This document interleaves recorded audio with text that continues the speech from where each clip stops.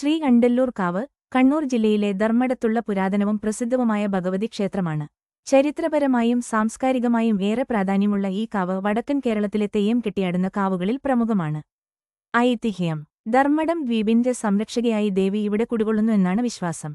പണ്ട് ഈ പ്രദേശത്തുണ്ടായിരുന്ന ഒരു കാവിൽ കാട്ടുതീ പടർന്നപ്പോൾ ഭഗവതിയുടെ ചൈതന്യം സമീപത്തുള്ള ഒരു വലിയ മരത്തിലേക്ക് ആവാഹിക്കപ്പെട്ടു.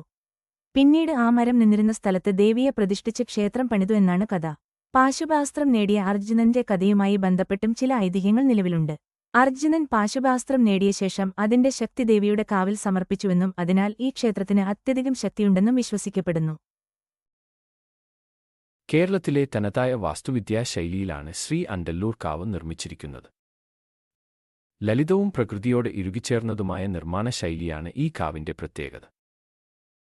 ഇവിടത്തെ ക്ഷേത്രക്കുളത്തിന്റെ രൂപകൽപ്പന അതിമനോഹരമാണ്. ശ്രീ അണ്ടല്ലൂർ കാവിലെ പ്രധാന പ്രതിഷ്ഠ ഭഗവതിയാണ്.